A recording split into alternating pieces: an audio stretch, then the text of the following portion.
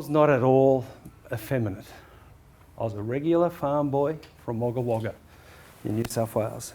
We barely knew what gay was, but somehow I knew I was different and I had to hide that difference.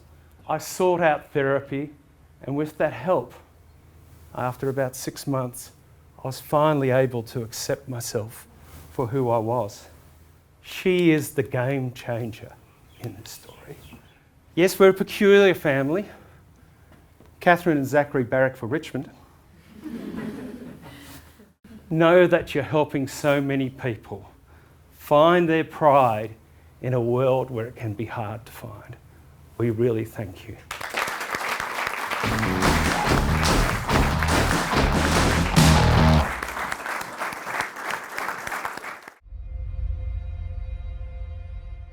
I'll get things kicked off to introduce you to Rochelle, who's one of our Carlton Pride Committee members as well, who's part of the Carlton Pride group that was established in 2017, and they're an official arm of the club.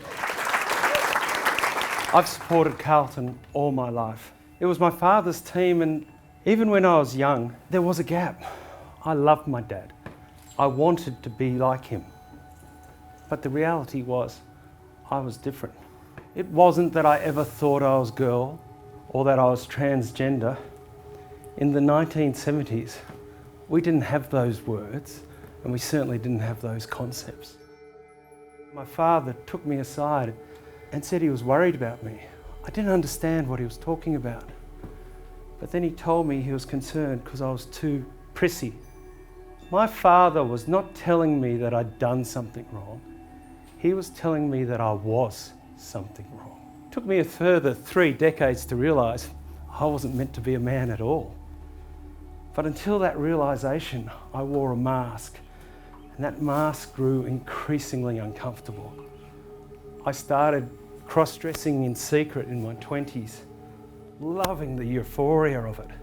And there was always that fear that I was going to be discovered. But I held to the path expected of me, developing a career, getting married to Catherine, a girl I'd met in first year university and fallen in love with. She is the game changer in this story. And eventually, we had children. I loved being a parent. I would stare into the mirror, looking for some beauty or some hint of being handsome. But I couldn't see anything I liked. It was all just wrong. But I was too terrified to ever contemplate changing. The mental health impact of not living in your true gender is real and it's immediate. Over 40% of transgender people have attempted suicide. Situation dramatically improves if once you're able to live in your true gender and it's actually affirmed. It was by 2014 I'd started to break. I sought out therapy, and with that help, after about 6 months, I was finally able to accept myself for who I was. And for the first time ever, I went out in public. Amazing, it was so affirming. But of course then, I had to sit down and tell my partner, Catherine, we'd been together for 29 years. I had to tell her that our family was about to change because I was going to transition. She saw through her pain, reached out and hugged me and said, "It will be okay." My relief was enormous. She is the game changer in this story. But that first AFLW Pride game is one of my highlights. It was the first game I'd attended in years. But as part of the Carlton Pride group, I was confident enough to go and to take my son. As I stood by the banner, I was abuzz. The whole concept made me seem valid, seen, welcome in this world. Then the following year, Darcy wore the trans mouthguard. Thank you. I have to say, I needed it.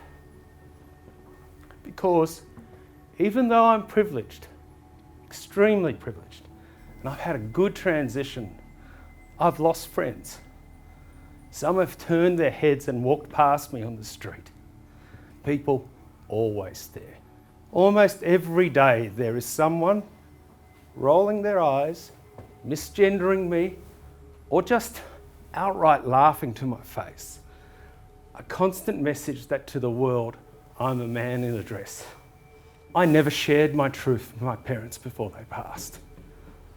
In my mind, I still talk to him about how the Blues are going. But I wish I'd been able to have more meaningful conversations with him. I have to believe that they would be happy for me and accept me. I'm more complete than I've ever been. My family has changed, but we're still together. Yes, we're a peculiar family.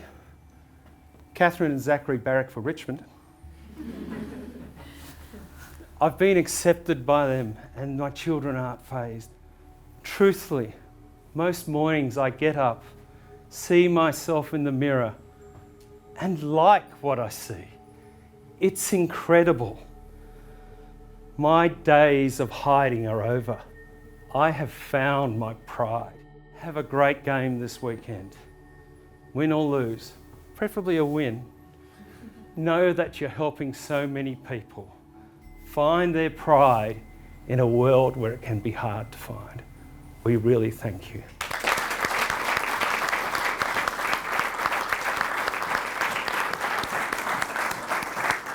On behalf of the players as well, I just wanted to say thank you again for sharing your story. But if you look around the room at the moment, you can see how your story is touching the girls, but it's from a playing perspective. I'm lucky enough to have played in the past Pride rounds, but for the girls that get to pull on our Pride Guernseys this weekend, it's an honour to be able to represent our Pride group and the wider community as well. So thank you so much again for coming in, and I can tell you now the girls will wear the Pride jumper with honour, and we want to create an inclusive environment for everyone. Thank you, Rochelle. Thank you so much. Thank you, Rochelle. We'd like to present you with a jumper. Oh, great. Thank you so much. Thank you so much. That was awesome. Thank you. Thank you. Thank you for sharing your story. Thank you. Thank you.